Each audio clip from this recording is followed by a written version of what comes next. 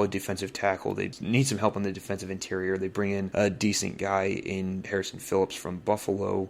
Was a 3rd-round pick a couple years ago, I believe. Jordan Hicks, the linebacker, who was just released from the Cardinals, is headed to Minnesota. He's a pretty good rangy linebacker with some good pass coverage. They've extended Kirk Cousins, and they have released defensive tackle Michael Pierce. In the South, Atlanta's only move so far has been to extend offensive tackle Jake Matthews. Carolina has released cornerback A.J. Bouye and defensive end Morgan Fox. They've signed guard Austin Corbett and safety Xavier Woods, as well as receivers Brandon Zylstra and Rashard Higgins. New Orleans, still working on the quarterback situation. They may end up getting Deshaun Watson, who knows. They needed a replacement for Marcus Williams after he signed in Baltimore, and they get a pretty good one, a former first-round pick in Jets safety Marcus May, who was playing on the franchise tag last year, and gets a 3-year deal with New Orleans. Tampa originally franchised Chris Godwin. They signed a 3-year, $60 million agreement with Godwin. Now that they have an agreement with Godwin and he won't be playing on the franchise tag, they can't take that franchise tag away or change it to somebody else. They're also getting Brady back. They've re-signed corner Carlton Davis, and they've added wide receiver Russell Gage. Arizona, moving out to the West, re-signed James Conner, very much needed after they lost Chase Edmonds. Re-signed Dennis Gardeck, the linebacker, defensive lineman Michael Dogba. Max Williams, very underrated number 2 tight end. They bring back Colt McCoy. They bring back Ertz. So I think Ertz and Williams would be a pretty good tight end combination, especially with the way that offense operates. Doesn't use the tight ends a ton, but what they're asked to do, it fits both those players. They've released Jordan Hicks, Jordan Phillips, and they've also signed Jeff Gladney, the former first-round pick from Minnesota. The Rams so far have only re-signed offensive lineman Joseph Noteboom and offensive lineman Brian Allen. Seattle brings in offensive lineman Austin Blythe. I mean, Russell Wilson's gone, but he's not going to be happy that they made a move to shore up the offensive line after he left, when he was begging for help during the past couple of years.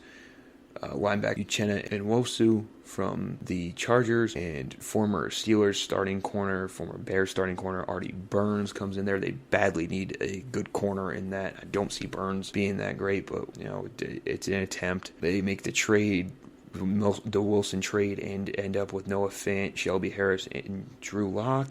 They need a better quarterback than Drew Lock, but those other two should be pieces that they can work with. San Francisco signs linebacker Oren Burks and defensive lineman Hassan Ridgeway, as well as cornerback Javarius Ward from the Chiefs. And those are the deals so far. Couple NFL retirements here. Offensive lineman Alejandro Villanueva has announced his retirement after 7 years with Baltimore and Pittsburgh. Villanueva played his college ball at Army and was one of the few military servicemen in today's NFL, and certainly one that had the most productive and successful career in recent years. He started 107 of 113 career games and was a 2-time Pro Bowler after joining the league as a 27-year-old. Rams offensive lineman Andrew Whitworth has also retired after 16 years in the NFL that totaled 239 career games. He was a second-round pick in 2006 by Cincinnati and spent 11 years there until joining the Rams in 2017. He retires as a 4-time Pro Bowler, 2-time All-Pro, and fresh off his first and only Super Bowl title. The NHL trade deadline comes up this Monday. Here are the latest deals that have been reported since the last show.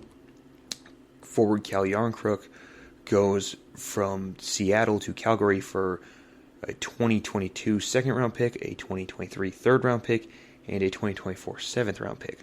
Montreal trades Ben Chiaro, if I butcher pronunciations here, don't kill me, to Florida for Ty Smolanic, a conditional first-round pick in 2023 or 2024, and a 2022 conditional fourth-rounder. The Rangers send fourth-round pick to Florida for Frank Vetrano. The Wild get defenseman Tyson Yost from Colorado for Nico Smith.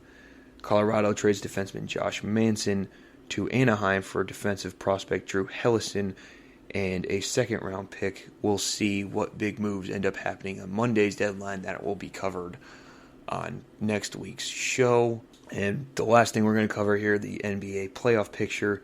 In the East, Miami has the number 1, Milwaukee 2, Philly 3, Chicago 4, Boston 5, Cleveland 6.